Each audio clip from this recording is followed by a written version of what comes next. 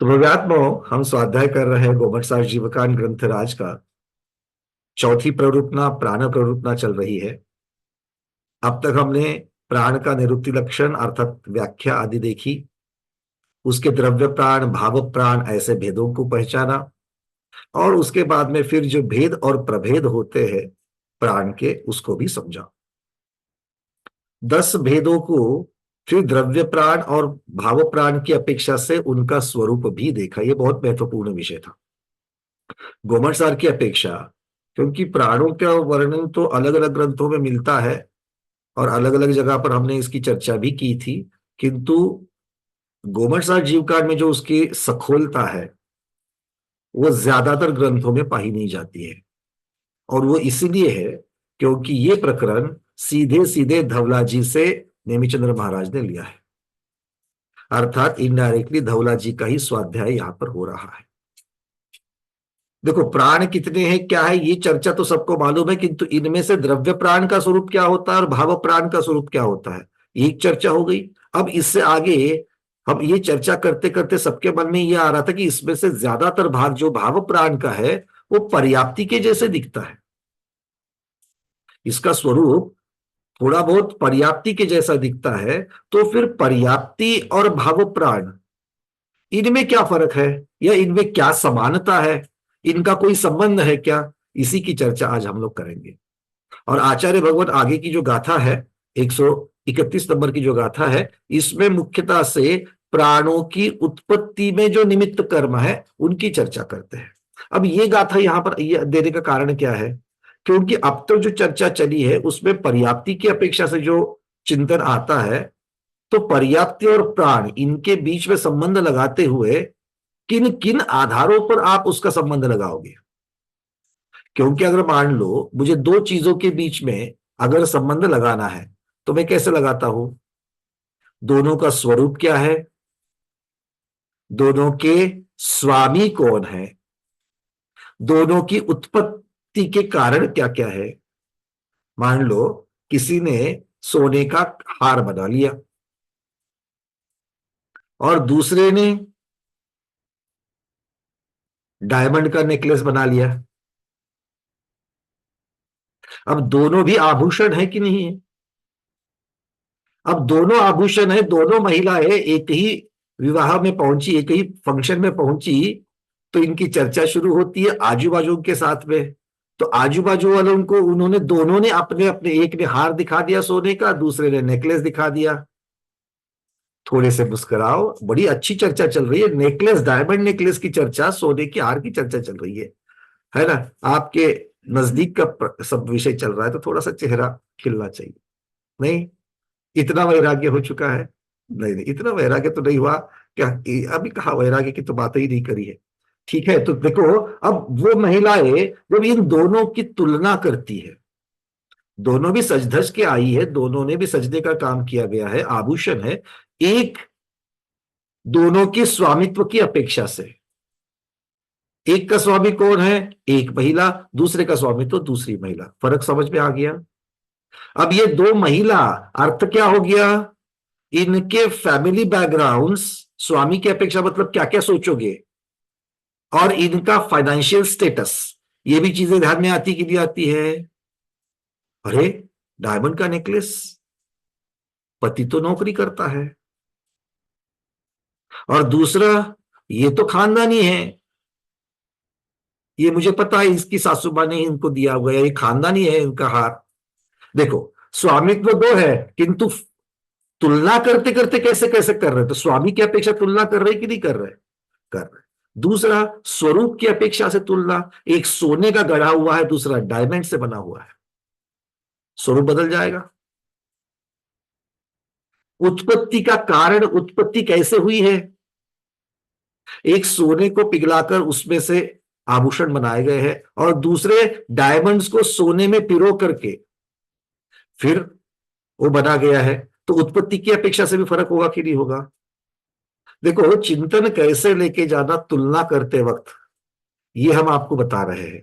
विषय अभी आगे आएगा, बट विषय के पीछे तुलना कैसे की जाए इसका चिंतन आज हमें घुमट सार की अपेक्षा से हम लोग सीख रहे हैं। बातें समझ में आ रही है क्या, क्या चल रहा है विषय। हाँ, अभी तक तो विषय को छुआ ही नहीं है, क्योंकि ये पक्का हो जाएगा कि हमें करना क्या है, फिर आगे की चीजें इजी होती है। आज मंदिर जी में जाना है, पर जाकर करना क्या है? नित्य पूजा करनी है, क्या आज विधान करना है, क्या पंचकल्याणक हो रहा है? तीनों की अपेक्षा समान ही जाते हो क्या मंदिर जी में? टारगेट बदल जाते कि नहीं है? व्यवस्था बदल जाती है कि नहीं है? कार्य बदल जाते कि नहीं है? बिल्कुल बदल जाते हैं। और पहले से पता है कि मंदिर में अगर महाराज जी आए हैं तो भी हमारी पद्धति बदलती है कि नहीं? बस इसीलिए, क्योंकि अगर पद्धति पता है, टारगेट पता है, तो आगे के कार्य सीधे हो जाते हैं। आचार्य महाराज कह रहे हैं कि पर्याप्तिया उत्पत्ति का कारण क्या है। अब स्वामी की अपेक्षा से देखेंगे तो प्राण भी संसारी जीव के ही है, और पर्याप्ति भी संसारी जीव को ही होती है, हाँ या ना? सिद्ध भगवान की पर्याप्ति होती है क्या? नहीं। सिद्ध भगवान की ये अभी तक जो हमने 10 प्राण की चर्चा की है वो होते हैं क्या? नहीं। मतलब दोनों चर्चा संसारी जीव की चल रही, बातें समझ में आ रही है? हाँ। तो पर्याप्ति का उत्पत्ति नामकर्म की अपेक्षा से अगर देखा जाए तो ये उत्पत्ति कैसी होती है? पर्याप्तियां जो 6 पर्याप्तियां है, ये उत्पन्न कैसे होती है, किसकी बदौलत होती है, क्या कारण है? कौन बताएगा? पर्याप्तियां, आपको पर्याप्तियां मिली है, कितनी मिली है? 6 की 6 मिली है। 6 की 6 पर्याप्तियां आपको मिली है। क्यों मिली? क्यों मिली? विशेष हो? हाँ, कारण चाहिए, हाथ ऊपर करो। कौन? मीना विनायक के दीदी बताइए। भैया जी वंदना, पर्याप्तक नाम कर्म के उदय से पर्याप्ति दीदी ने बताया पर्याप्तक नाम कर्म, उत्तर गलत है। और बताओ।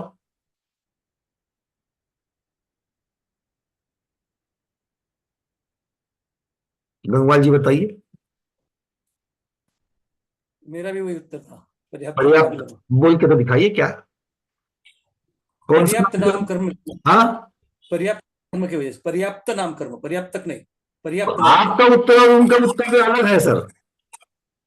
आपने हाँ, पर्याप्त नाम कर्म कहा, उन्होंने पर्याप्तक नाम कर्म कहा, सही कौन सा है?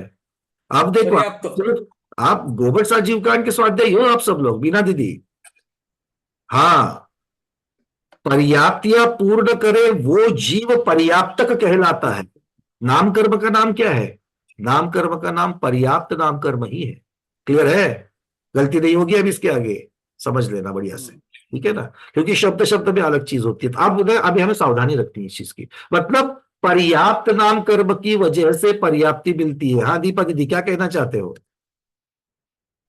पंचेंद्रिय है बल्कि सभी पर्याप्तियां मिली है।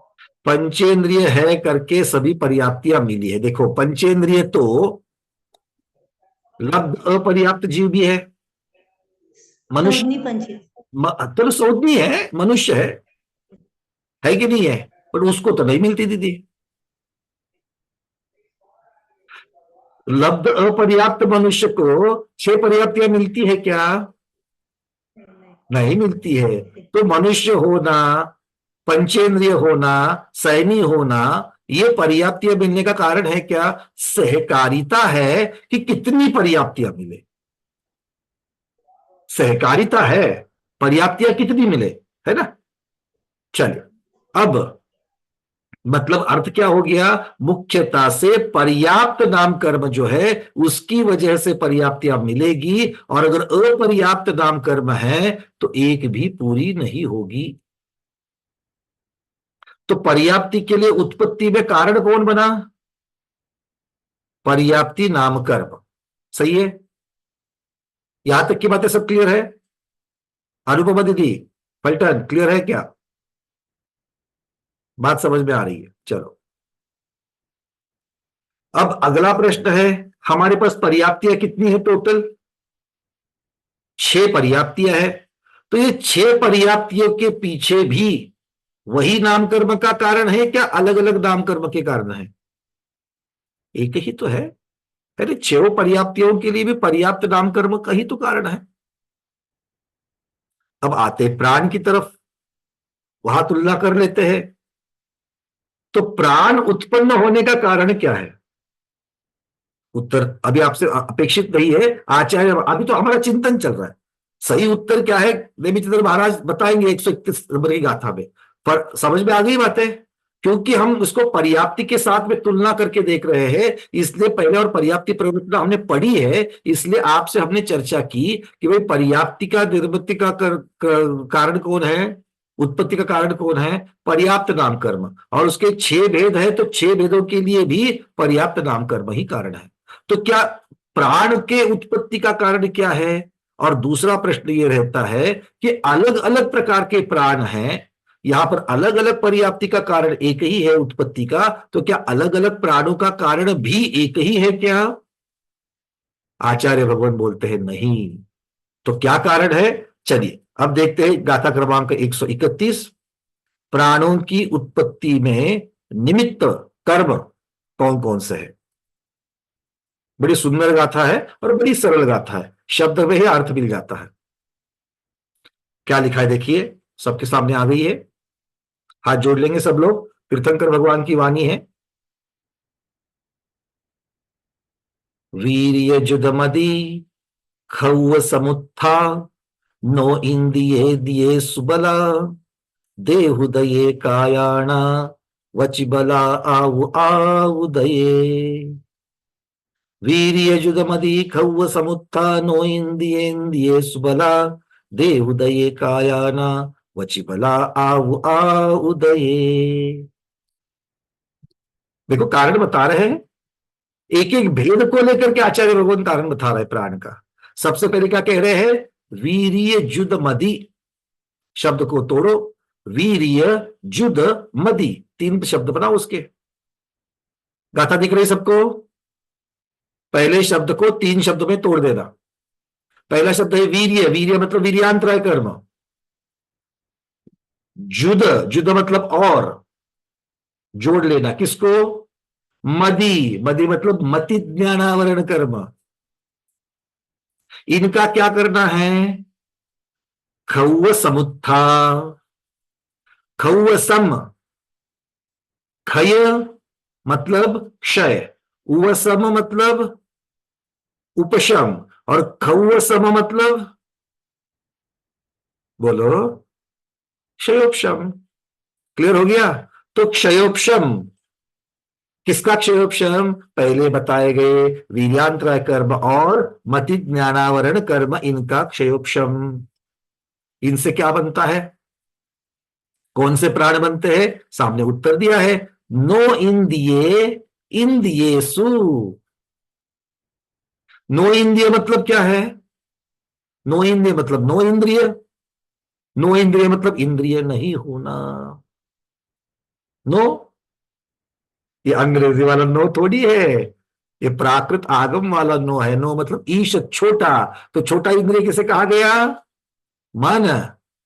तो नो इंद्रिये, और कौन है? इंद्रियेषु। देखो नो इंद्रिये, नो इंद्रिय, य के साथ में कौन जुड़ गया? इंद्रियेषु का इम, तो क्या बन गया? ये। तो नो इंद्रिये इंद्रियेषु, तो एक ई जो है उसका लोप हो गया क्योंकि उसका जोड़ाक्षर बन गया। बातें समझ में आ रही क्या? स्वाति कद्रे दीदी,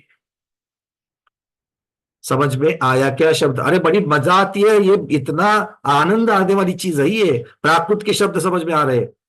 हेमांगी दीदी क्लियर हो रहा है? स्वाति दीदी आपके चेहरे से नहीं, हमें पता लगा, अनम्यूट किया है।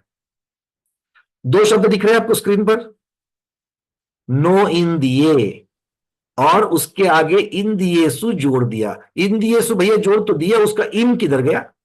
तो इम कहा गया, नो इंदिये के य के साथ में इम जुड़ गया और वो बन गया नो इंदिये इंदियेसु। अब क्लियर है? हाँ, अब आपका चेहरा बता रहा है कि उपयोग कहीं कहीं लग जाता है। आजकल हमारा काम ये भी तो है, पढ़ाने के साथ साथ में आपके उपयोग को पकड़ करके लाए। अच्छा है ना? इसीलिए जो लोगों को लगता है ना कि आपके उपयोग के ऊपर हम पकड़ पकड़ करके लाए, तो आप अपने वीडियो खोल देना, ठीक है ना? तो मुझे दिखता है यहां से। वीर्य जुदमदि खौव समुत्ता, वीर्यांतराय और मति ज्ञानावरण कर्म के क्षयोक्षम से मन और इंद्रिय। अब मन का क्या है, मन क्या, मन के साथ क्या लगता है, आगे शब्द है बला, तो नो इंद्रिय के साथ में ये बला शब्द लग गया। ये बला शब्द पीछे भी लगेगा आगे भी लगेगा। तो नो इंद्रिय बल मतलब मनोबल, प्राण है कि नहीं मनोबल, अरे भाई मनोबल प्राण है कि नहीं है, हाँ, जल्दी जल्दी हाँ बोलती जाओ, मेरे को अटक जाती है सांस मेरी, कल ही तो पढ़ाया था आज भूल गए, बोल तो क्या करूं मैं, ठीक है ना, इन्वेस्टमेंट हो आप हमारी। तो नो इंद्रिय मतलब नो मनोबल तो हो गया, और दूसरा इंद्रिय, इंद्रिय नाम का भी प्राण है कि नहीं है। तो देखो नीचे चार्ट में क्या आ गया, चार्ट में हमने क्या बनाया, प्राण के बस में इंद्रिय और मन बल लिख दिया, और दोनों का कारण क्या लिख दिया चार्ट में, वीर्यांतराय कर्म और मति ज्ञानावरण कर्म का क्षयोक्षम। क्लियर है ज्योत्सना शास्त्री, क्लियर हो रहा है, बहुत बढ़िया। अब आगे बढ़ते हैं, अब शब्द है बला, और ये बल आगे लगाना भी है, कहां लगाना है मैं बताऊंगा। अब है शब्द देहुदये कायाणा, देहुदये कायाणा, क्या अर्थ होता है, देह मतलब क्या, शरीर, शरीर नाम का कोई कर्म है क्या, नहीं, पारस पाटिल साहब नहीं बोल रहे, खोलो खोलो जरा माइक को, शरीर नाम का नाम कर्म नहीं है, औदारिक शरीर, वैक्रयिक शरीर, आहारक शरीर, ये किससे प्राप्त होता है हमें, शरीर नाम कर्म से तो प्राप्त होता है ना, तेजस शरीर, कर्म शरीर, 5 प्रकार के शरीर है नाम कर्म में। वाह, अब बिल्कुल पहुंच गए, सिद्धशिला पर पहुंच गए पारस साहब, है कि नहीं है, बस देखो ये बात है। तो शरीर नाम कर्म, ये शब्द शब्द से आ गया, देहुदये अर्थात देह कर्म उदय, देह मतलब शरीर नाम कर्म का उदय, तो शरीर नाम कर्म के उदय से काय मिलता है, कायाणा। अब काय के साथ में पिछले वाला बल शब्द है वो लगा दो, क्या मिलता है, काय बल मिलता है। तो 3 प्रकार के बल में से 2 बल हो गए कि नहीं हो गए, मनोबल हो गया, काय बल हो गया। अब चलो आगे, और क्या है, वची बला। अब ये वची बला भी किसके साथ में है, देहुदय, शरीर नाम कर्म के साथ, शरीर नाम कर्म के उदय की वजह से क्या क्या हो गया, काय बल भी हो गया और वचन बल भी हो गया। चलिए नीचे आ जाइए, चार्ट में देखो, वचन बल और काय बल, शरीर नाम कर्म का उदय, और वचन बल में और भावार्थ के साथ में उसको और भी जोड़ दिया, स्वर नाम कर्म, ठीक है, किंतु मुख्यता से शरीर नाम कर्म। अच्छा, उसके बाद में क्या है, आयु, आयुदये, आयु नाम का प्राण आयु कर्म के उदय से होता है, आयु उदये, तो आयु कर्म किसकी वजह से हो गया, आयु कर्म के उदय से हो गया, हो गए सब प्राण, सब प्राण हो गए, आधे लोग ने तो हाँ बोल दिया, हाँ 2 बार पूछने पर लगा कुछ तो गड़बड़ है, नहीं तो भैया 2 बार थोड़ी पूछेंगे, क्यों अरविंद जी क्या रह गया, बोलो, अनम्यूट कर लेना, अरविंद जी अनम्यूट करो। श्वासोश्वास, श्वासोश्वास रह गया, गाथा में दिख रहा है क्या कहीं, गाथा में दिख रहा है, जरा देख लो बढ़िया से, जिसको गाथा में श्वासोश्वास दिख रहा है वो हाथ ऊपर करे। वीर्य जुदमदि खौव समुत्था, वीर्यांतराय और मति ज्ञानावरण कर्म के क्षयोक्षम से, नो इंद्रिय इंद्रियेषु, मनोबल और इंद्रिय प्राण की निर्मित है। उसके बाद में बला देहुदये कायाणा, काय बल की उत्पत्ति देहुदय शरीर नाम कर्म से है, और वची बला वचन बल की भी है, और आगे आयु प्राण की, आयुदये आयु कर्म के उदय से है। 2 हाथ ऊपर आए हैं, 3 हाथ ऊपर आए हैं, गंगवाल जी, डॉक्टर मधु दीदी और सुवर्णा दीदी। मधु दीदी बताइए, आपको श्वासोश्वास कहाँ दिख रहा है? वो जो कायाना है ना, उसमें है। बहुत बढ़िया, बहुत बढ़िया, अनुमोदना दीदी। दिख रहा है कायाना में। कायाना शब्द कैसे बन गया? देखो, फालतू का कोई अक्षर उसमें कोई थोड़ी जोड़ना है। काय शब्द का अर्थ है काय बल, और शब्द यहां पर लगाया कायाना। काय अधिक आना, आना। काय अधिक आना, आना मतलब आन पान, श्वासोच्छ्वास। वाह। क्लियर है? दिख रहा है सबको?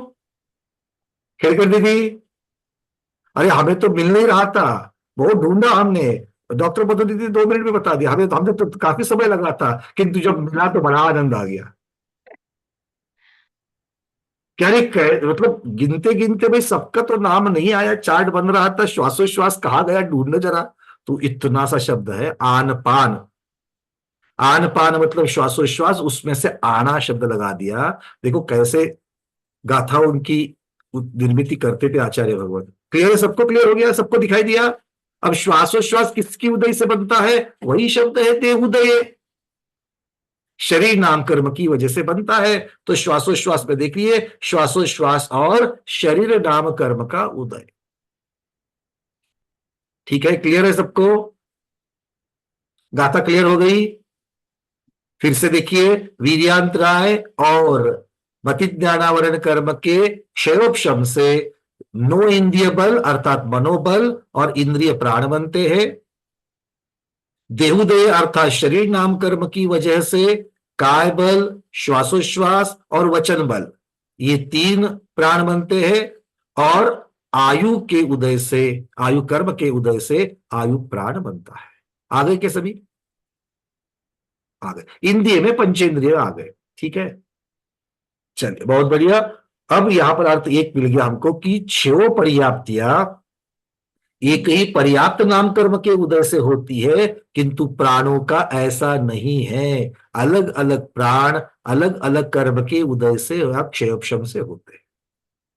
क्लियर है? अच्छा, अब एक बात मुझे बताना, पर्याप्ति को सब जानते हैं, भेद सब जानते हो 6, और प्राणों के 10 भेद जानते हो। तो पर्याप्ति में से कौन कौन सी पर्याप्तियां भी है और प्राण भी है? प्रश्न समझ में आ गया? पर्याप्ति के भेदों को देखो, और कौन कौन सी पर्याप्तियां भी है और प्राण भी है। विजयलक्ष्मी दीदी, 1 मिनट, हाँ अनम्यूट करिए। इंद्रिय, इंद्रिय और श्वासोश्वास, श्वासोच्छ्वास और मन, मनोपर्याप्ति और और देखो यहाँ पर वचन बल है, वहां पर भाषा पर्याप्ति है। हाँ हाँ, भाषा, भाषा, भाषा भी मिल गई है ना। और वहां पर यहाँ पर काय बल है, वहां पर शरीर पर्याप्ति है। शरीर पर्याप्ति है। मतलब आहार शरीर, श्वासोश्वास, भाषा, मन और इंद्रिय। फिर से चलते हैं, आहार शरीर इंद्रिय, श्वासोश्वास भाषा मन। इसमें से आहार पर्याप्ति को छोड़ेंगे तो बाकी 5 पर्याप्तियां यहां पर प्राण में दिख रही है। दिख रही क्या सबको? दिख रही है क्या? अनुपा दीदी क्लियर है क्या? दिख रहा है क्या? पर्याप्ति भी है वो नाम, और वो नाम प्राण में भी है। अरे हाँ या ना? पर्याप्ति के नाम भूल गए क्या? लिखो एक साइड में, आहार शरीर इंद्रिय श्वासोश्वास भाषा और मन, ये लिखो। और एक साइड में प्राणों के नाम लिखो, और फिर देखो कौन कौन से नाम है। एक आहार नाम छोड़ करके बाकी सारे इधर आ जाएंगे। ठीक है, चलिए। तो ये एक बात हम लोगों ने जान ली कि पर्याप्ति का पर्याप्ति की उत्पत्ति में एक ही पर्याप्त नाम कर्म सहायक है, निमित्त है, और प्राणों की उत्पत्ति में अलग अलग प्रकार के हैं। अब थोड़ा सा आगे बढ़ते हैं। अब विषय हम लोग देख रहे हैं कि पर्याप्ति और प्राण, इसमें क्या क्या संबंध है। तो आचार्य भगवान कहते हैं पहला संबंध है कारण और कार्य, अर्थात पर्याप्ति कारण है और प्राण कार्य है। पर्याप्ति कारण है और प्राण कार्य है। तो कुछ पर्याप्तियां, सभी नहीं, कुछ पर्याप्तियां प्राणों के उत्पन्न होने में कारण है। मतलब पर्याप्ति पहले आएगी और उसके फलस्वरूप प्राण की निर्मिति होगी। बड़ा सूक्ष्म विषय है, ध्यान से सुनना इसको। बाद में फिर यह समझेगा नहीं कि जीव विग्रह गति से जब पहुंच गया अपने उपपाद स्थान पर, जन्म के स्थान पर, वहां पर निर्वृत्त पर्याप्त अवस्था चालू हो गई, तो पर्याप्तियां वहां पर मिलना चालू हो गई। और फिर प्राण, तब कौन से प्राण थे? विग्रह गति में कौन से प्राण थे? अपर्याप्त अवस्था में कौन से प्राण थे? पर्याप्त अवस्था में कौन से प्राण थे? बातें समझ में आ रही है? हाँ, इसी को हम लोग यहां पर अभी समझ रहे हैं। तो टारगेट हमने आपको दे दिया, उस चीज को समझ रहे हैं। तो आचार्य क्या कह रहे हैं? कुछ पर्याप्तियां प्राणों में उत्पन्न होने का कारण है। तो कौन कौन से हैं?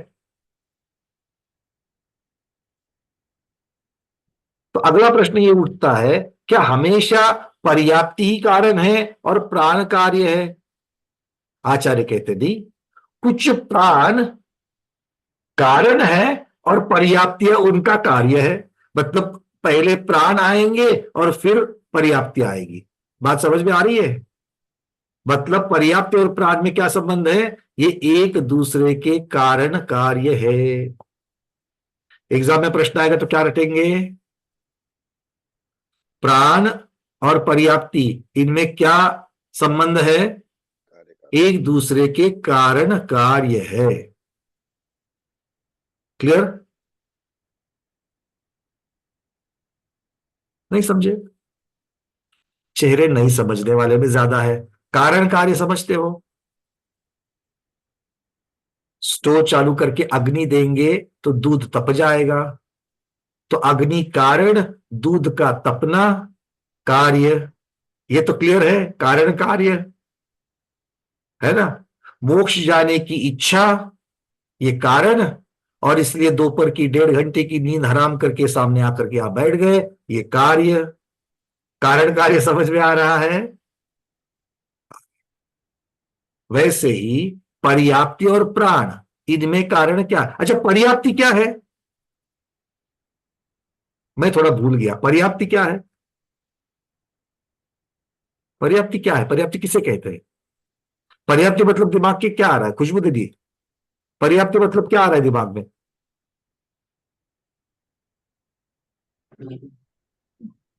वंदना भैया, हाँ बोलिए। पर्याप्ति पर्याप्ति नाम कर्म के कारण से हमें शरीर प्राप्त होता है। जैसे जैसे हमारे जैसे हमने कर्म किए होंगे उस हिसाब से हमें अंदाज पंचे जय माता दी नहीं बोलना। हाँ, हमें पता है कौन क्लास में बैठता है कौन नहीं बैठता है। बाद में वीडियो सुनते हैं, ऐसा हमें लगता था, नहीं सुना है। चलो, सुरेखा शाह दीदी, चलो आप तो बताती हो हमेशा, डॉक्टर मधु दीदी बताती, और कोई दूसरा चाहिए हमको। हाँ, ये सुरेखा शाह दीदी फलटन से, बताइए। आपने हाथ ऊपर किया, अनम्यूट करिए दीदी।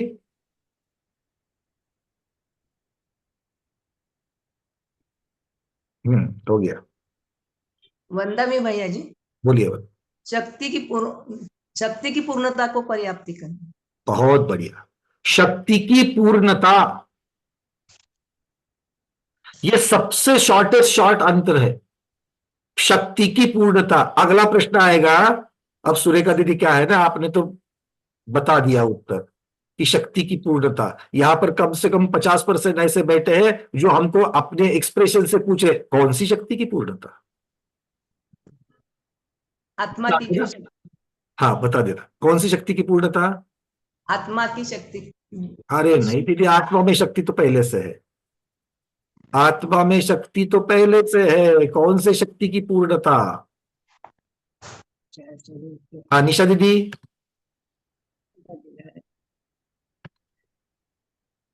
जो आहार आहार आदि जो ग्रहण करते हैं उनकी शक्ति, खल भाग और रस भाग को पूर्ण करने की शक्ति। उत्तर तो हमें बिल्कुल समझ में आ रहा है, बट एक थोड़ी सी शंका है दीदी, रोटी और चावल लेना आहार की अपेक्षा से, या जूस वगैरह भी चलेगा? रस भाग, खल भाग और कौन रस भाग दोनों की से शक्ति। आहार को खल और रस में कन्वर्ट करना है? जूसेस चलेंगे या सिर्फ चावल वगैरह ही चाहिए, रोटी वगैरह ही चाहिए? सब सब सब? अच्छा सब कह रहे दीदी। बहुत- नहीं बहुत दीदी ऐसा नहीं कहना, आहार वर्गना शब्द है यहाँ पर, देखो। हाँ, आहार वर्ग है। चावल- सुनो सुनो, रोटी चावल हम और आप खाते हैं, जूस आप और हम पीते हैं ना, देवनार पीते हैं क्या?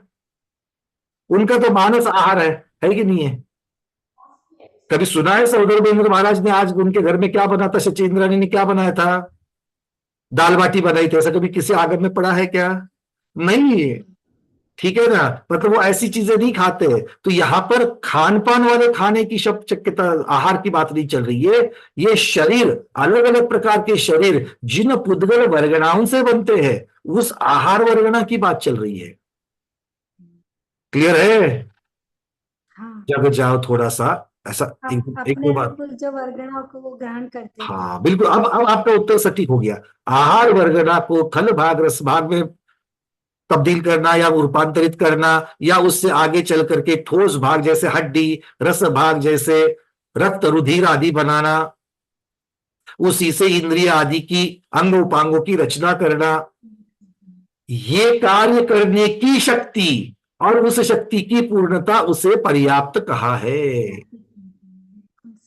सब लोग पहुंच गए? जो लटक रहे थे वो बस में पहुंच गए, बैठ गए अपनी अपनी जगह पर? अरे हाँ तो कहो, या तो गड़बड़ हो रही है, रविवार के दिन शायद बहुत ही दोपहर का खाना लजीज हो चुका है आपका, आज बिल्कुल भी रिप्लाई हमें नहीं मिल रहा है, चेहरे नहीं बता रहे। क्लियर है ना? पर्याप्ति सबको समझ में आ रही है? चलो बहुत बढ़िया, पर्याप्ति तक सब लोग पहुंचे। अब प्राण, क्योंकि तुलना पर्याप्ति और प्राण में हो रही है, तो यहां पर मस्तिष्क में क्लियर तो हो कि हम किसकी तुलना कर रहे हैं। प्राण किसे कहेंगे? प्राण किसे कहेंगे?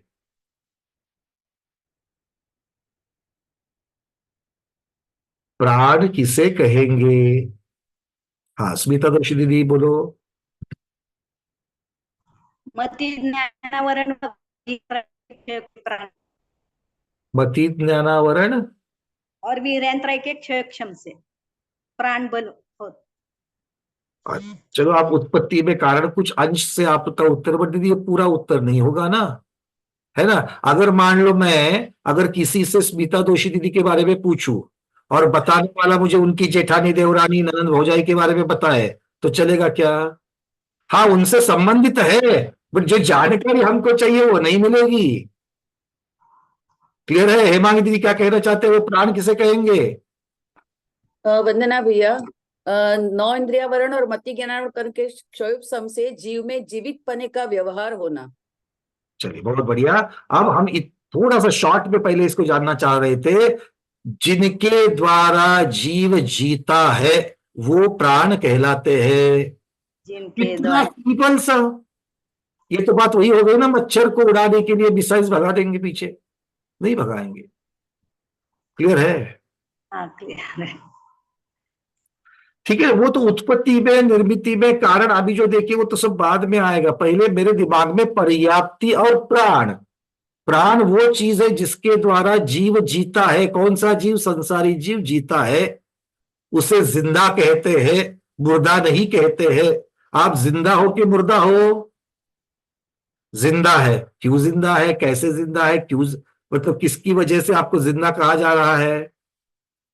आपकी श्वासोश्वास चल रही है, आपकी आयु है, आपकी इंद्रियां है, आपके मन वचन काय के बल कार्य कर रहे हैं। अरे आया ना, चीजें आपकी गिना रहा हूं मैं, अपने अपनी चीजों को संभाल के रखना, है ना? नहीं तो कल आपके लॉकर में क्या है मुझे याद रखना पड़ेगा, जरूरत नहीं है ना। अपनी अपनी चीजों को। आपके पास ये सारे प्राण है कि नहीं है? बस अपनी खुद की चीजों के बारे में तो पूछ रहे हैं। आपके पास पर्याप्तियां है कि नहीं है? है। आपने पर्याप्तियां पूरी की है कि नहीं है?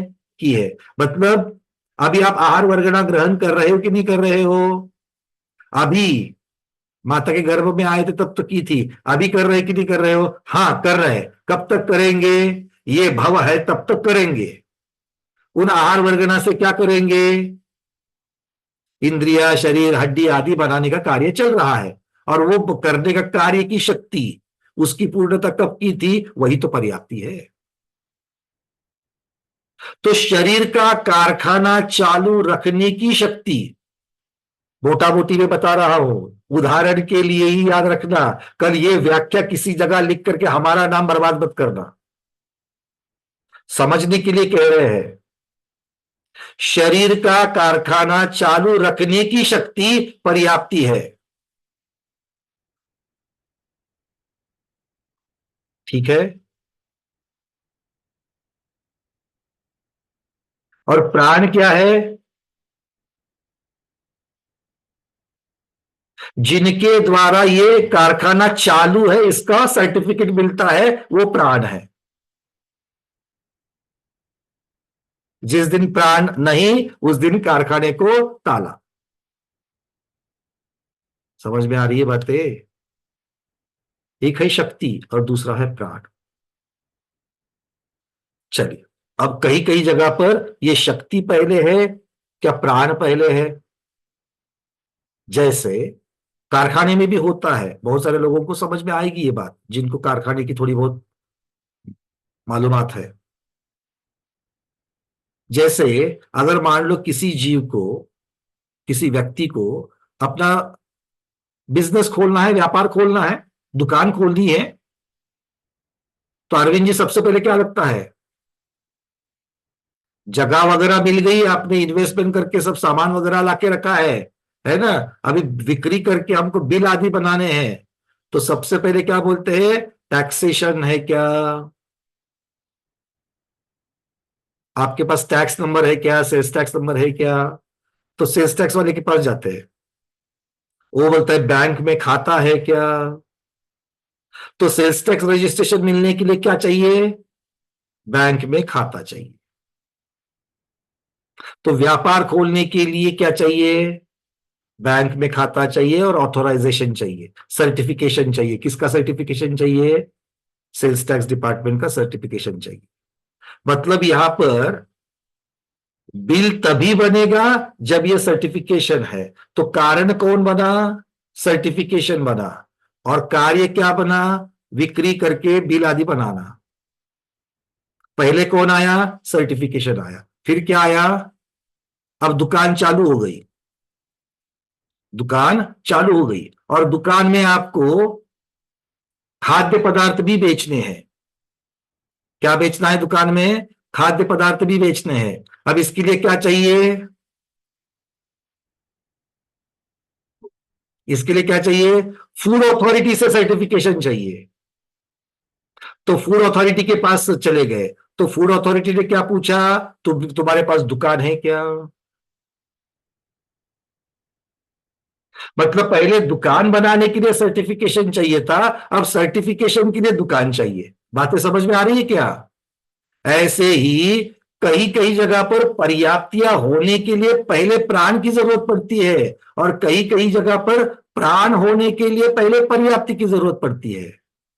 इतनी सी बात समझ में आएगी, इतनी सी बात दिमाग में रहेगी। कई कई जगह पर कुछ पर्याप्तियां पहले होती है, उसके कार्य स्वरूप में प्राण होता है, और कई कई जगह पर कारण में पहले प्राण होता है और उसका कार्य पर्याप्ति के रूप में होता है। इतनी सी बात आपको मैं सिर्फ रखनी है कि पर्याप्ति और प्राण एक दूसरे के कारण कार्य है।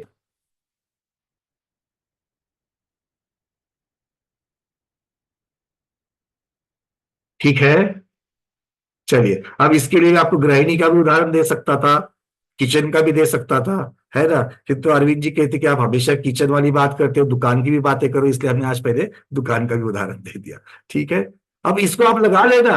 आप अपने किचन में ऐसी बहुत सारी चीजें देखोगे, जो एक दूसरे के ऊपर अवलंबन रहती है, बिल्कुल रहती है। देखो उदाहरण देते हैं आपको, क्या है ना, आप लोगों के चेहरे देख के जब तक मुझे सेटिस्फेक्शन नहीं होता तब तक आगे जाने में मन नहीं करता। आप लोग सब्जी बना रहे हो तो सब्जी के लिए मसाला लगता है कि नहीं लगता है? लगता है कि नहीं लगता है? लगता है। अब मसाले भी दो प्रकार के आते हैं, एक आपके राई है, जीरा है, हल्दी है, लाल क्या बोलते हैं, मिर्ची पाउडर है, ये सारे मसाले होते हैं, ये भी मसाला हो गया। और दूसरा मसाला एक गीला मसाला बनता है, किससे बनता है? टोमेटो से। उसमें थोड़ी सी क्या डालोगे आप, धनिया पत्ती डालोगे, हरे धनिया डालोगे, उसमें गीला नारियल डालोगे और इसको पीस करके अब ग्रेवी बनाने के लिए डाल दोगे। इसमें कभी कभी थोड़े से गीले भिगोए हुए काजू भी डालोगे। मैं जैन रेसिपी की बात कर रहा हूं, अजैन रेसिपी में तो बहुत कुछ जाएगा। ठीक है, आ रही बात समझ में? अब इसको भी तो आप मसाला कह रहे हो, तो ये मसाला बनाने के लिए, कौन सा मसाला बनाने के लिए? गीला मसाला बनाने के लिए सूखे मसाले की जरूरत थी, और सब्जी बनाने के लिए फिर गीले मसाले की जरूरत थी। बात समझ में आ रही है? एक दूसरे के ऊपर डिपेंडेंसी रहना। तो इस तरीके से एक मसाले के लिए दूसरा मसाला, दूसरे मसाले के लिए फिर पहला मसाला, कारण कार्य, ऐसे अलग अलग बहुत सारे बनेंगे। आप अपने अपने होमवर्क में कर लेना। इतना सब पूल करके मैं, याद तो आपको रहेगा दुकान कैसे खोलनी है और मसाला कैसे बनाना है, ये तो याद हो जाएगा, किंतु प्राण और पर्याप्ति एक दूसरे के कारण कार्य है, ये समझ में आया कि नहीं आया, ये इंपॉर्टेंट है। किसके किसके समझ में नहीं आया? ईमानदारी में हाथ ऊपर करो, बहुत महत्वपूर्ण है। नहीं तो फिर गवर्नमेंट सार पढ़ा क्या नहीं पढ़ा क्या, कोई आप जितना पहले जानते थे उतना ही जानोगे। गवर्नमेंट सार में जो बात लिखी है पर्याप्ति और प्राण के बारे में, वो हमें समझनी है। तो समझ में आई कि नहीं आई? जिनके नहीं आई ईमानदारी में हाथ ऊपर कर देना। क्लियर है? हाँ, गंगवाल जी पूछिए, विजय लक्ष्मी देवी उसके बाद में बोलिए। अब प्राण और पर्याप्ति का एग्जाम्पल देके हाँ, अभी आ रहे थे, उधर ही आ रहे, उधर ही आ रहे। पहले तो कार्य कारण इन शब्दों के ऊपर बोल दिया। अभी हम चर्चा करेंगे कि श्वासोश्वास पर्याप्ति कारण है और श्वासोश्वास प्राण, क्योंकि इसी नाम की पर्याप्ति भी है और इसी नाम का प्राण भी है। तो श्वासोश्वास पर्याप्ति कारण है, श्वासोश्वास प्राण उसका कार्य है। कैसे है? चलिए आप ही के प्रश्न के उत्तर में शुरुआत कर लेते हैं। हो सकता है कि जिन्होंने हाथ ऊपर किए हैं उनका भी शंका समाधान हो जाए। ठीक है, तो चलिए आचार्य भगवान क्या कह रहे हैं, देखो। वो कह रहे हैं कि जो आहार वर्जना प्राप्त की है उसको उश्वास निश्वास रूप परिणमन करने की शक्ति श्वासोश्वास पर्याप्ति है। मतलब आहार वर्जना को किसी चीज में कन्वर्ट करने की शक्ति पर्याप्ति है। तो ये बिना शक्ति के ये कन्वर्ट करने का कार्य होगा क्या? नहीं होगा। मतलब क्या है कि पहले आपको श्वासोश्वास पर्याप्ति की पूर्तता लगेगी और फिर उस शक्ति की पूर्तता के साथ फिर आप वहां पर श्वासोश्वास की रचना करोगे, जिसको श्वासोश्वास प्राण कहेंगे। क्या कहेंगे? श्वासोश्वास द्रव्य प्राण वहां पर मुख्यता से बोलेंगे। क्लियर है? बात समझ में आ रही क्या? पहले हमको शक्ति चाहिए तब जाकर के कार्य होगा। तो शक्ति क्या है? पर्याप्ति। और कार्य क्या है? प्राण। अब थोड़ा सा मैं आपको अपर्याप्त अवस्था में लेके जाता हूं। कौन सी अपर्याप्त? निर्वृत्त पर्याप्त। वहां पर श्वासोश्वास पर्याप्ति कब पूरी होती है? वो शक्ति कब पूरी होती है? पहले आपको चार्ट याद आ रहा है, सबसे पहले आहार, फिर शरीर, फिर इंद्रिय और फिर श्वासोश्वास।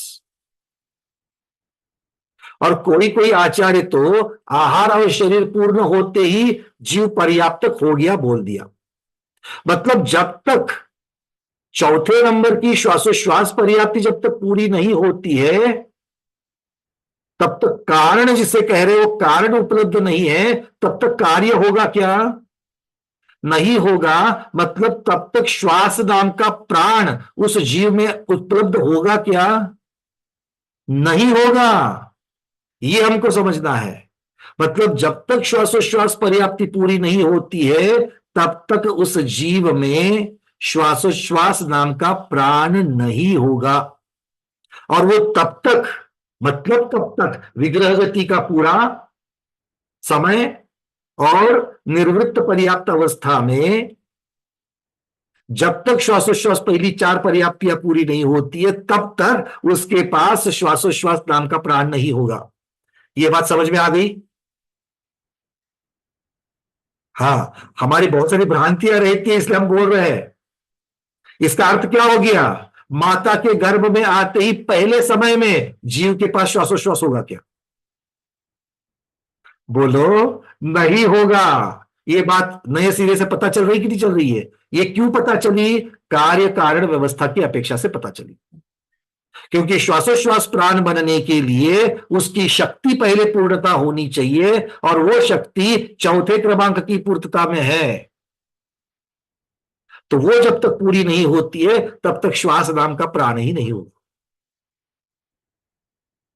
क्लियर है? अब और उदाहरण लेते हैं। मतलब श्वासोश्वास पर्याप्ति कारण हुआ और श्वासोश्वास प्राण ये कार्य हुआ। अब इंद्रियों के बारे में देखते हैं।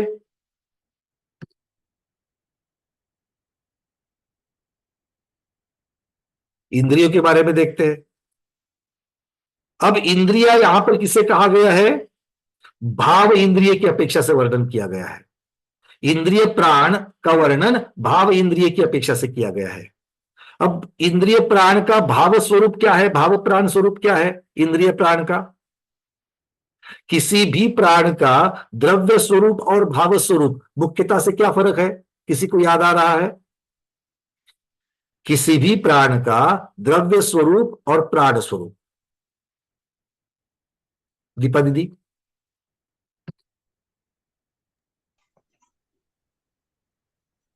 हो गया, बोलिए। द्रव्य स्वरूप यानी पुद्गल परमाणु की रचना, और भाव स्वरूप? और भाव स्वरूप यानी कर्मों का क्षयोक्षम से मिली शक्ति। हाँ, कर्म का उदय या फिर क्षयोक्षम, क्योंकि अकेले कर्म के क्षयोक्षम से नहीं, कोई कोई कर्म के उदय से भी प्राण होते हैं। जैसे अभी अभी हमने देखा, शरीर नाम कर्म के उदय से वचन बल होता है, काय बल होता है ना? मतलब क्या है? किन्हीं की, मतलब कर्म का उदय या फिर कर्म का क्षयोक्षम, ये उनका भाव स्वरूप है प्राणों का, और साक्षात उन कर्मों के पुद्गल परमाणु ये उसका द्रव्य स्वरूप है। ठीक है? तो जीव जब विग्रह गति में आ रहा है, तब उसके पास द्रव्य प्राण और भाव प्राण है कि नहीं है? भाव प्राण रहते, भाव प्राण है। और द्रव्य प्राण कर्म के पुद्गल परमाणु कर्म के रहते है या नहीं है? वो भी है उसके पास। क्योंकि उदय में क्या आएगा? फल देने के लिए, कर्म की शक्ति फलरूप होने के लिए उसका उदय में भी तो आना पड़ेगा। और उदय में क्या आएगा? दोनों आएंगे। उदय में साक्षात पुद्गल परमाणु ही आएंगे। दूध उबलने पर उसके ऊपर मलाई आती है, ये थियोरेटिकल भाव स्वरूप हो गया। किंतु साक्षात मलाई देखने के लिए साक्षात दूध भी होना जरूरी है कि नहीं है? और उसका उबलना भी जरूरी है कि नहीं है? बिल्कुल जरूरी है। तो ये द्रव्य स्वरूप में उनके पास में जब हम विग्रह गति में आ रहे हैं, तब हमारा शरीर नाम कर्म है कि नहीं है? जब विग्रह गति में हम आ रहे हैं, तब हमारे पास मतित ज्ञानावरण कर्म का क्षयक्षम है कि नहीं है? जब हम, या उसके परमाणु है कि नहीं है? जब हम विग्रह गति में आ रहे हैं, अभी भी अपर्याप्त अवस्था में है, तो भी हमारे पास वीर्यांतराय कर्म के परमाणु है कि नहीं है? उनका क्षयक्षम है कि नहीं है? क्षयक्षम मतलब उनकी शक्ति, फल देने की शक्ति, कम ज्यादा शक्ति मतलब क्षयक्षम। ये है कि नहीं है? हाँ, बिल्कुल है। मतलब द्रव्य प्राण और भाव प्राण दोनों भी है। तो अब मेरे पास इंद्रिय, अभी भी हमने गाथा देखी थी, इंद्रिय नाम का प्राण बनने के लिए कारण कौन था? वीर्य जुदमदी खौव समुत्था, वीर्यांतर कर्म और मति ज्ञानावरण कर्म का क्षयोक्षम, ये इंद्रिय प्राण की उत्पत्ति के लिए कारण। और ये हमारे पास विग्रह गति में है, निर्वृत्त अपर्याप्त अवस्था में है। तो मेरे पास अभी तक जीव अपर्याप्त अवस्था में नहीं पहुंचा है, उत्पन्न होने के स्थान पर नहीं पहुंचा है, तो भी मेरे पास ये प्राण है कि नहीं है? पर्याप्त कहां होगी? जन्म लेने के स्थान पर होगी। और उसके पहले से विग्रह गति से मेरे पास प्राण है कि नहीं है? तो अब यहां पर इंद्रिय की अपेक्षा से मेरे पास पहले प्राण है या पर्याप्ति है? प्राण है पहले। पहले प्राण है। और कारण और कार्य में अगर पहले होना है तो कौन पहले हो सकता है? कारण होता है। कारण ही हो सकता है, कार्य कभी भी कारण के पहले नहीं होता है। अब यहां पर इंद्रिय प्राण जो हमारे पास है वो इंद्रिय प्राण कारण बनेगा। इंद्रिय प्राण क्या करेगा? कारण बनेगा। किसका कारण बनेगा? अब इसको ध्यान से देखो, ये इंद्रिय प्राण मेरे पास है, मतलब मेरे पास वो पुद्गल परमाणु है और उसके कर्म का क्षयोक्षम है। और यही बात पर्याप्तियों के लिए कारणभूत है। इंद्रिय पर्याप्ति मुझे कैसे मिलती है? पर्याप्त नाम कर्म से, और उसके साथ साथ में सहकारिता करने के लिए वहां पर मेरे पास वीर्यांतर और मति ज्ञानावरण कर्म का क्षयोक्षम। तो ये सब साथ में आकर के पर्याप्ति को बना रहे हैं, पर्याप्ति की पूर्तता कर रहे हैं। मतलब इंद्रिय प्राण पहले, उसके बाद इंद्रिय पर्याप्ति। तो आप कहोगे फिर इंद्रिय पर्याप्ति तो शक्ति की पूर्णता हो गई, अब पर्याप्ति का कारण कार्य क्या होगा? प्रश्न सामने आता है ना, क्योंकि इंद्रिय प्राण तो पहले से है, उससे मेरी पर्याप्ति बनी। अब पर्याप्ति का फायदा क्या है? पर्याप्ति का कोई ना कोई तो कार्य होना चाहिए। तो वो कार्य है द्रव्य इंद्रिय को बनाना, ये इंद्रियों की रचना करना। क्लियर है? इंद्रिय प्राण अलग है और इंद्रिय प्राणों के द्वारा इंद्रियों की रचना करना और फिर इंद्रिय को विषय ग्रहण करने का कार्य कराना, ये सबसे अंत में है। अगर हम लोग इसको पूरा का पूरा इसका एक आलेख देखेंगे, पहले क्या होता है? सबसे पहले मेरे इंद्रिय की चर्चा कर रहे हैं। सबसे पहले मेरे पास पुद्गल कर्म परमाणु और उनके क्षयोक्षम की अपेक्षा मेरे पास इंद्रिय प्राण है। उनके साथ में मैं पर्याप्त नाम कर्म से इंद्रिय पर्याप्ति को पूर्ण कर रहा हूं। इंद्रिय पर्याप्ति को पूर्ण करने के बाद में मैं द्रव्येंद्रिय की रचना कर रहा हूं। मतलब नाक, कान, जिह्वा, स्पर्शनेंद्रिय सारी बन रही है, क्योंकि ये पर्याप्ति के बिना नहीं बनेगी। और ये बनने के बाद में क्या करेंगे? उनसे अपना अपना कार्य लेंगे। सूंघने का कार्य, चखने का कार्य, देखने का कार्य, ये सब चलते रहेगा। और इनको भी क्या कहा गया है? ये कार्य कराने के पीछे की शक्ति कौन है? वो भी द्रव्य प्राण है। इन सबके पीछे की शक्ति कौन है? प्राण है। तो इंद्रिय प्राण से इंद्रिय पर्याप्ति, इंद्रिय पर्याप्ति से इंद्रिय द्रव्य इंद्रिय की रचना, और द्रव्य इंद्रिय की, मैंने सिर्फ द्रव्य इंद्रिय बोला, भाव इंद्रिय नहीं बोला, क्योंकि यहां पर भाव प्राण और भाव इंद्रिय एक ही तो है। क्योंकि भाव इंद्रिय किसे कहा गया है? आगे इंद्रिय मार्गणा में आएगा, किंतु सर्वात सिद्धि में देखा है आपने, भाव इंद्रिय लब्ध्युपयोगो भावेन्द्रियम। लब्धि और उपयोग, मतलब उपयोग मतलब ज्ञानावरण कर्म और वीर्यांतराय कर्म। तो यही वीर्यांतराय कर्म और ज्ञानावरण कर्म हमारे प्राण में भी है। तो प्राण और भाव इंद्रिय यहां पर एक ही चीज है। क्लियर है?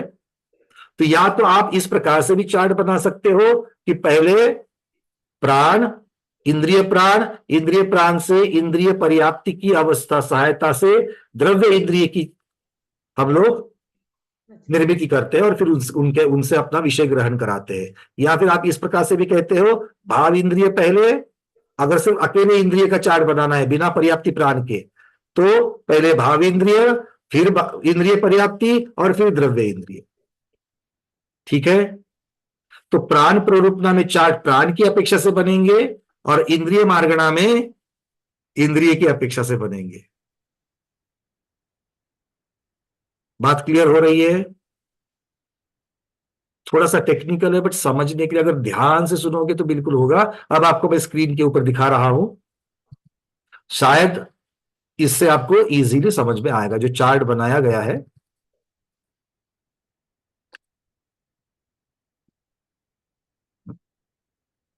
एक बाण से दिखाया सिर्फ हमने इस चीज को, ऊपर तो लिखा ही लिखा है, टेक्स्ट में तो लिखा ही लिखा है, टेक्स्ट में वही लिखा है जो अभी हमने बात चर्चा की है। इंद्रिय संबंधी मति ज्ञानावरण कर्म के क्षयोपशम से उत्पन्न इंद्रिय प्राण है, और इंद्रिय प्राणों की सहायता से शरीर के योग्य 9 कर्म वर्गनाओं को स्पर्श आदि द्रव्य इंद्रिय रूप परिणमाने की शक्ति इंद्रिय पर्याप्ति है, शक्ति। और उससे क्या बनेगा? इंद्रिय की रचना होगी। तो देखो नीचे वाले मरून कलर के बाण में वही दिखाया है, इंद्रिय प्राण, फिर पीले बाण से दिखाया फिर इंद्रिय पर्याप्ति, और उसके बाद में इंद्रिय की रचना। अब इंद्रिय की रचना मतलब द्रव्य इंद्रिय की रचना। क्लियर है गंगवाल जी? ये 3 चीजें अगर आप सामने रखोगे, ये पट्टी, इंद्रिय प्राण, उसके बाद इंद्रिय पर्याप्ति, उसके बाद में द्रव्य इंद्रिय की रचना।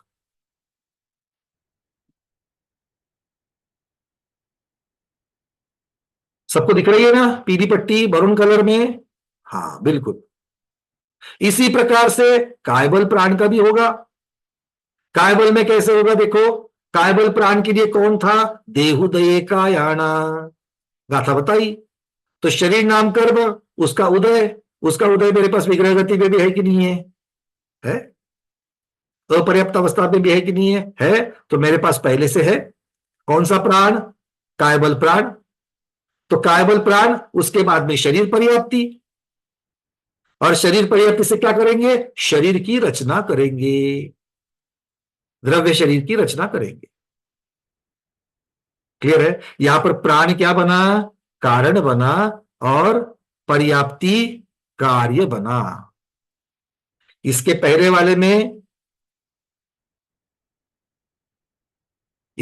वाले में क्या बना था? श्वासोश्वास के केस में श्वासोश्वास पर्याप्ति कारण बनी थी, और श्वासोश्वास प्राण कार्य बना था, वो बाद में बना था। ठीक है? अब आप कहोगे कि श्वासोश्वास के लिए लगने वाला शरीर नाम कर्म जो है वो तो हमारे पास पहले से है, जैसे कायबल प्राण है। किसी किसी के दिमाग में आया होगा, किसी के नहीं आया होगा, तो हम एक कीड़ा छोड़ देते हैं। क्यों दीपा दीदी? जैसे कायबल को लगने वाला शरीर प्राण है, वैसे श्वासोश्वास कायाना में आन शब्द आया था, तो देहुदय ही तो था वो भी, तो वहां पर भी तो शरीर नाम कर्म था। हाँ, वह श्वासोश्वास की निर्मिति अकेले शरीर नाम कर्म से नहीं होती है, वहां पर श्वासोश्वास नाम की कर्म जो है, उच्छ्वास नाम कर्म जो है वो भी चाहिए।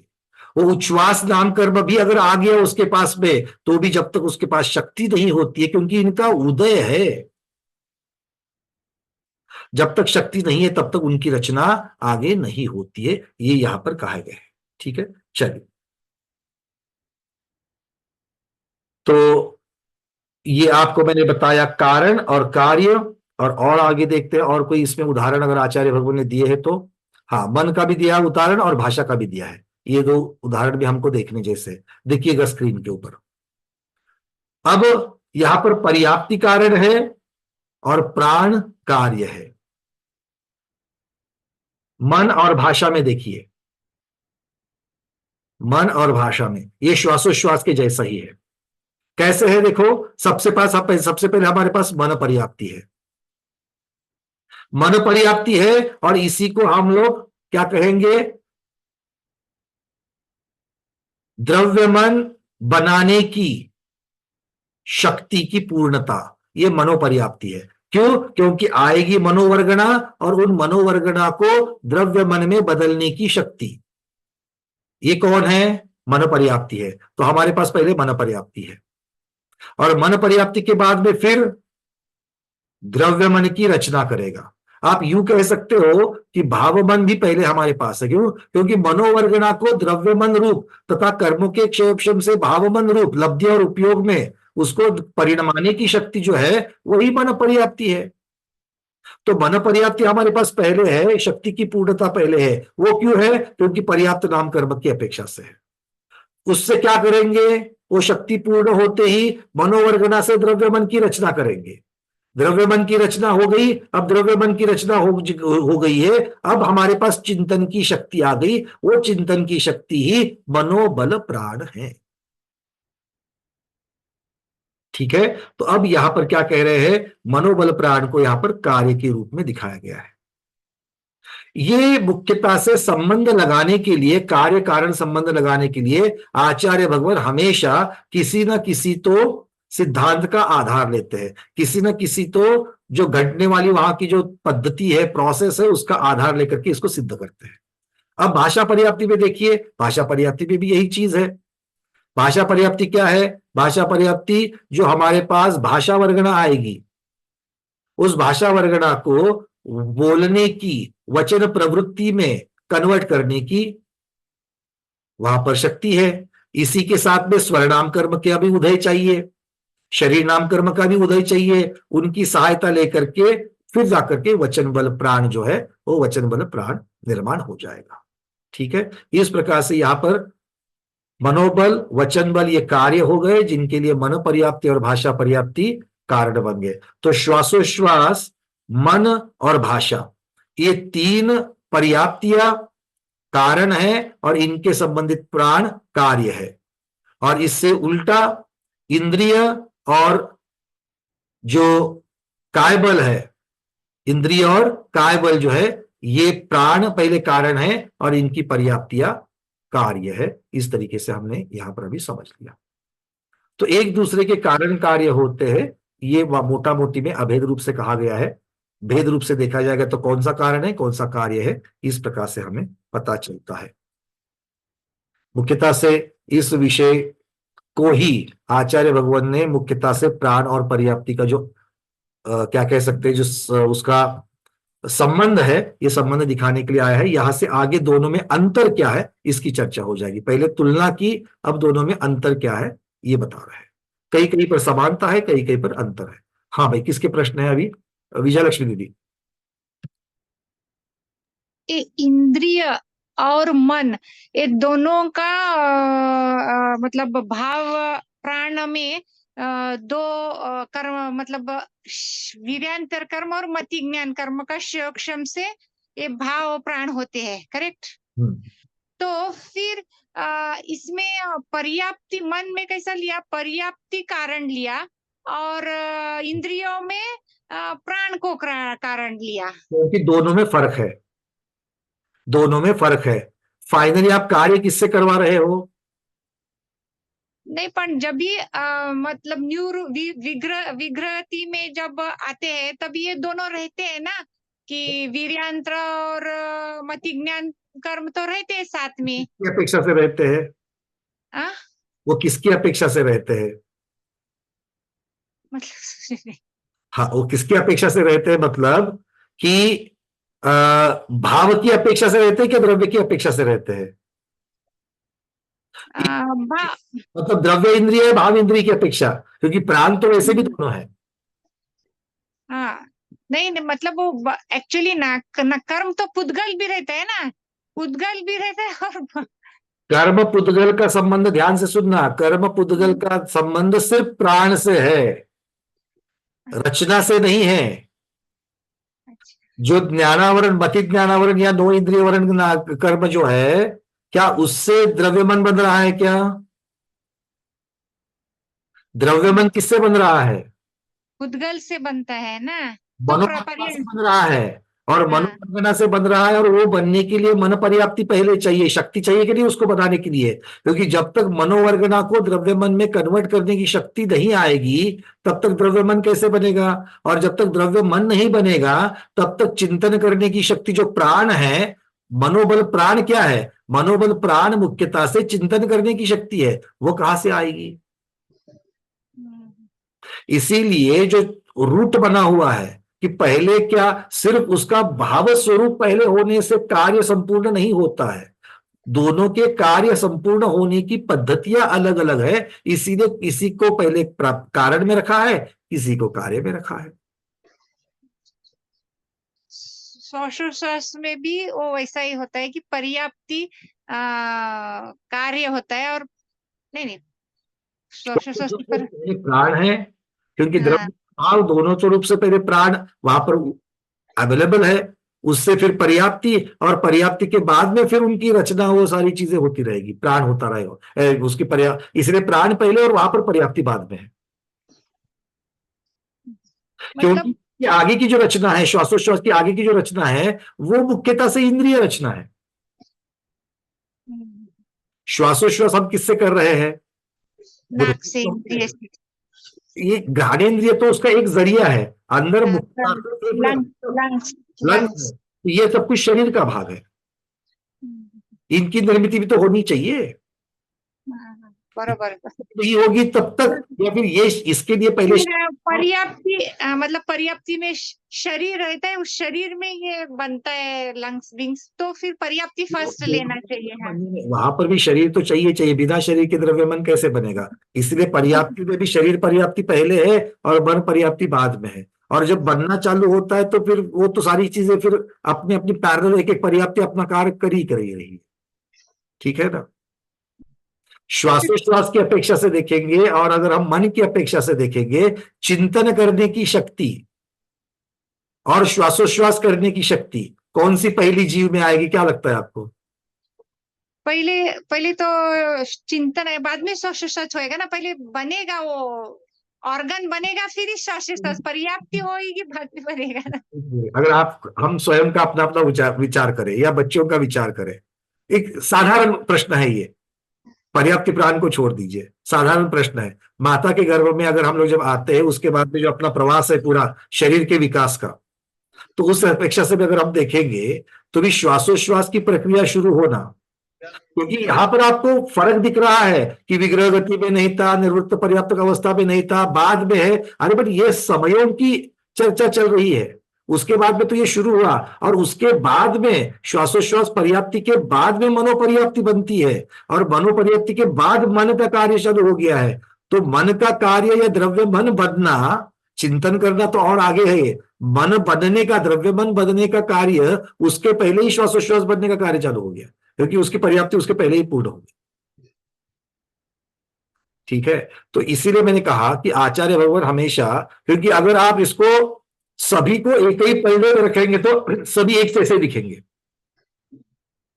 आपको अलग अलग युक्तियां लगाएंगे तब उसमें अलग अलग, क्योंकि देखो जब आपको फर्क दिखाना है, जब समानता दिखानी है, तो जो समानता, क्योंकि ये दो चीजों में समानता भी है और दो चीजों में फर्क भी है। जैसे मैंने बताया था कि सोने का हार और डायमंड का नेकलेस, ये दोनों आभूषण है, ऑर्नामेंट्स है कि नहीं है? ये उसकी समानता है। तो समानता की जब चर्चा करेंगे तब ये सोने का और ये डायमंड का ये विषय वहां पर आएगा क्या? नहीं आएगा। जब अंतर निकालेंगे तो अंतर वाले बिंदुओं की तरफ जाएंगे, जब समानता दिखाएंगे, तुलना दिखाएंगे तो तुलना वाले बिंदु की तरफ जाएंगे। ये मुख्यता से हमें याद रखना है, क्योंकि अब यहां से आगे प्राण और पर्याप्ति में अंतर तो बताएंगे। अब आपको मैं बताऊं आचार्य भगवान आगे क्या कहते हैं, पर्याप्ति और प्राण में हिमाचल पर्वत और विंध्याचल पर्वत का फर्क है। अब लगाओ आजकल क्या इसका अर्थ होता है, ये तुलना की है आचार्यों ने, एक हिमाचल पर्वत, एक हिमवान पर्वत है, दूसरा विंध्याचल पर्वत के समान है, इनमें भेद पाया जाता है। मतलब यहां पर उनको साक्षात हिमवान पर्वत को पर्याप्ति के साथ नहीं जोड़ रहे हैं, उनको इतना ही दिखाना है कि जैसे हिमालय पर्वत और या हिमवान पर्वत और विंध्याचल पर्वत, इनमें बहुत अंतर है, वैसे ही पर्याप्ति और प्राण में बहुत अंतर है, एक ही चीज नहीं है। कुछ चीजें मिलती है, बहुत सारी चीजें नहीं मिलती है। हमारे स्वाध्याय हमारे सामने बैठे हैं, इतने सारे तो बैठे हैं, है ना? अब इनमें समानता दिखाएंगे तो क्या समानता दिखाएंगे? भाई ठीक है, जिनवानी का स्वाध्याय कर रहे हैं, घुमटसार जीवकान इसी विषय का स्वाध्याय कर रहे हैं, ये एक समानता है। अब ग्रहण करने की क्षमता, कौन से क्षेत्र में बैठे हैं, कौन से वस्त्र प्रदान करके बैठे हैं, क्या क्या उम्र के हैं, उनका लिंग क्या है, चश्मा पहना है कि नहीं पहना है, कितने सारे आप अंतर कर सकते हो इस पे। तो जब आपको समानताएं दिखाई जा रही है कि ये सब गोमटसा, तो हम क्या बात करेंगे, सिर्फ और सिर्फ गोमटसा जीवकांड विषय चल रहा है, उसी का सब लोग स्वाध्याय कर रहे हैं, ये समानता है। तो जब समानता की चर्चा चल रही है तो कोई गुलबर्गा में बैठा है और कोई अहमदाबाद में बैठा है, ये वहां पर विषय आएगा क्या? आ ही नहीं सकता, क्योंकि वो अलग अलग बिंदु है। तो इसीलिए स्वाध्याय करते वक्त आचार्यों ने जिस तरीके का तर्क सामने रखा है, उस तर्क को लेकर के हमें यह देखना है कि इस तर्क की अपेक्षा से हमें इन चीजों का चिंतन करना है। सारी चीजें एक ही जगह नहीं होगी, लड्डू अलग अलग होंगे। हाथ में बेसन का लड्डू है तो बेसन का ही लड्डू है, वो बूंदी का लड्डू नहीं है। बूंदी का लड्डू चाहिए तो दूसरे डब्बे में है। क्लियर है? चलिए आगे के प्रश्न और पूछिए। एक पूछना था, मतलब ऐसा जनरल साइंस और ये दोनों कॉम्बिनेशन से पूछना था कि जैसे कि अपना इस भव खत्म होने तक हम आहार वर्गना लेते रहते हैं और खल और रस में कन्वर्ट करते रहते हैं इस भव खत्म होने तक, पर साइंस में बताते हैं कि एक स्टेज में हमारे खून नहीं बढ़ता है और हड्डियां जितनी है उतनी रहते हैं। अच्छा, एक आप साइंस को ही प्रश्न करिए, या फिर आप साइंस को करके मैं आपको प्रश्न कर रहा हूं, क्या हमारी हड्डियां अंतिम क्षण तक बनती है कि नहीं बनती है? मैं बढ़ना और बनना दो अलग अलग शब्द है। मैं बनती है कि नहीं बनती है इतना बोल रहा हूं। पुराने सेल्स निकल जाते हैं, नए सेल्स बनते कि नहीं बनते? हड्डी के भी बनते कि नहीं बनते हैं? बिल्कुल स्किन बनते की हैं। तो बनते हैं क्योंकि स्किन की जाती है और ले रहे पुरानी वर्गना छोड़ रहे हैं, तो नई वर्गना लेकर के क्या आर वर्गना डायरेक्टली हड्डी बनेगी? नहीं ना, तो हड्डी बनानी पड़ेगी ना उससे। तो ये है बनाते रहना, ठीक है। बढ़ना अलग चीज है। अच्छा पहले जितना है उससे और की इजाफा होना चाहिए, एडिशन होनी चाहिए। रक्त, अब आप हर रोज खाते हो, उससे रक्त बनता है कि नहीं बनता है? तो बचपन से अब तक कितना खाया, तो कितना रक्त बनना चाहिए? अगर पहले वाला रक्त नहीं जाता कहीं पर और हर रोज अगर सिर्फ नया बनी रहा है तो इस शरीर में समाएगा क्या? जब नया बन रहा है तो पुराना कहीं ना कहीं तो जा रहा है कि नहीं जा रहा है? पहला नष्ट हो रहा है, नया बन रहा है, ठीक है ना। इस प्रकार से यही है जो हमारे लिए सब चीजें बनाते रहता है। क्लियर है दीदी? विज्ञान की अपेक्षा से भी, चलिए बहुत बढ़िया, विज्ञान भी यही बोलता है। गंगवाल जी, सर जी फिर से अनम्यूट कर देना जरा। वंदना भैया जी, मेरा प्रश्न ये था कि हमने जो गाथा देखी है और मेरे जो पास जो जीवकांड का किताब है उसमें जो गाथा है उसमें फर्क है। क्या है? वीर्य जुदा मही उव समुत्था लिखा है और आपने खव समुत्था बताया है। ये अलग अलग ग्रंथों में अलग अलग है, अलग अलग टीका में है। कई कई जगह पर ये होता है, कहीं पर द होता है, कहीं पर उ होता है। ये अलग अलग प्राकृत, कौन कौन सी प्राकृत की अपेक्षा से होता है, प्राकृत के भी अलग अलग भेद है। और इसीलिए किन्हीं किन्हीं ग्रंथों में, जैसे अगर आप देखने के लिए जाएंगे, दो मेरे पास भी ऑलरेडी है। एक अगर आप रतंजन मुक्तार वाली जो टीका लेंगे तो उसमें जो शब्द आते हैं वही शब्द आप केशववर्णी जी की टीका जो है उसमें नहीं पाएंगे। कई कई जगह पर शब्द है, वहां पर शब्द भेद है, अर्थ भेद नहीं है, और वो भी प्राकृत भाषा की अपेक्षा से है। तो उव समुत्था और खव समुत्था दोनों का अर्थ एक ही होगा? एक उपशम और एक में आएगा ना? खौव ये शब्द सही है, खौव समुत्था ये शब्द सही है। सही का अर्थ है कि ज्यादा अप्रोप्रिएट है। अच्छा, खौव समुत्था, सिर्फ उव समुत्था नहीं। अब ये गाथा क्रमांक आप कितनी 131 की बात कर रहे हैं ना? 131 में जरा मैं अपने यहां पर भी देखूं, एक मिनट।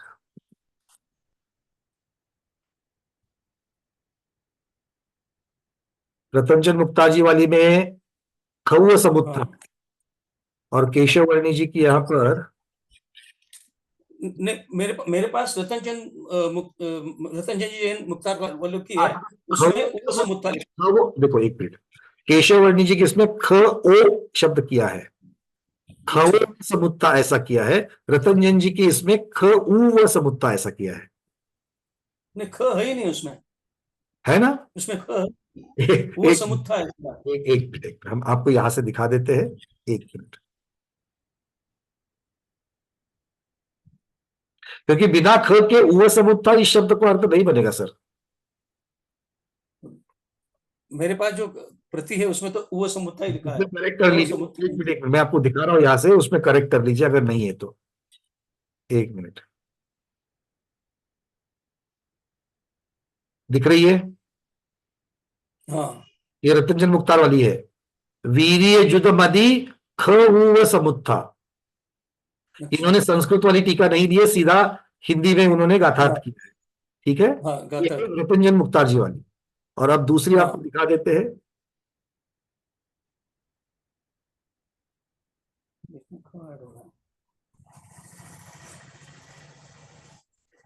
इसमें खऊ की जगह पर ख ओ किया है, बट ये तो बहुत, ये प्राकृत का ही भेद है।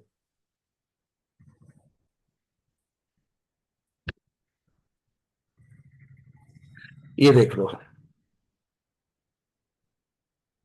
वीर्य जुदमदी ख यहां पर भी है और ऊ की जगह ओ हुआ है। क्लियर है?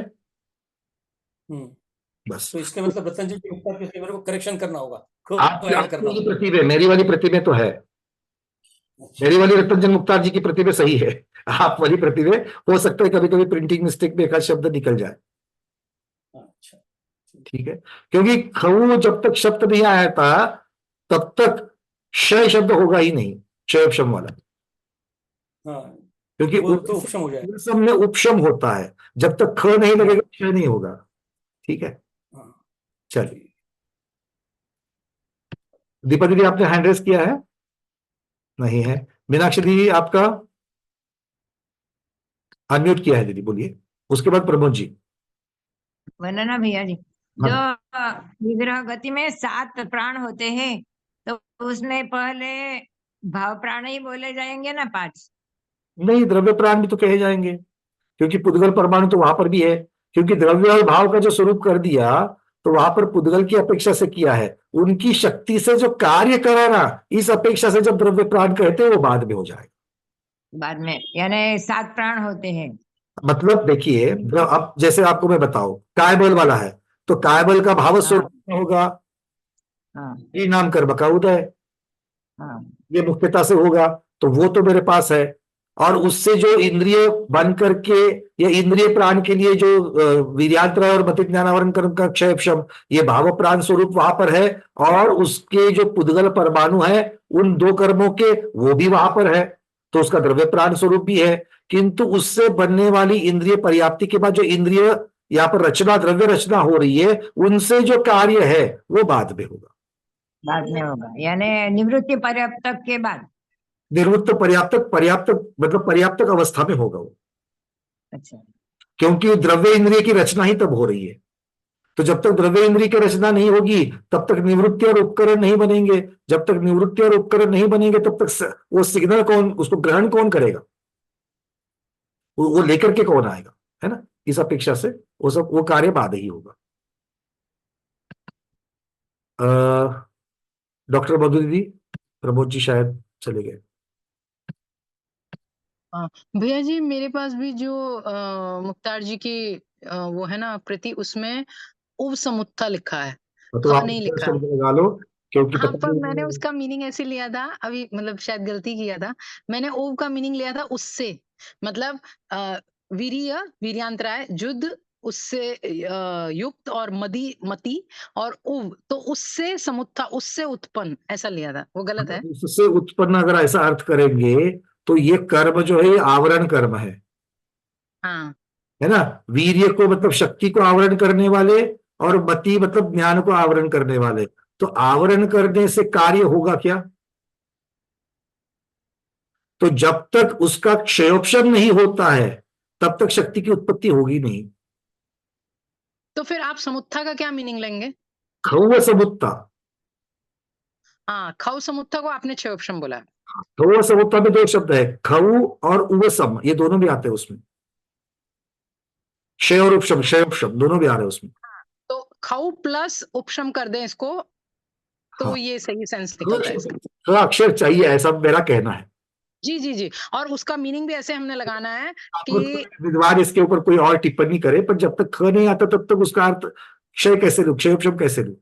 जी, तो मैं इसको ऐसे लूँ ना, खौ प्लस उपशम, तो खौ समुत्था। हाँ, और अगर आपको इसकी केशववर्णी जी की जो ये है, उसके नीचे जो इमीडिएट संस्कृत टीका है, वो बहुत बार हमें कार्यकारी, मतलब मुझे बहुत बार जब अर्थ नहीं मिलते हैं तो मैं उन संस्कृत शब्दों की तरफ देखता हूं, तो उसको इमीडिएट अर्थ जो छिपा हुआ है प्राकृत के अंदर वो मिल जाता है। कैसे, मैं आपको एक उदाहरण देता हूं, देख लीजिए। ये आपके सामने केशववर्णी जी की गाथा है। कभी कभी है ना, हमें सिर्फ हिंदी नहीं पढ़ना चाहिए, जो संस्कृत वाली गाथा है ना उनको हमेशा पढ़ना चाहिए।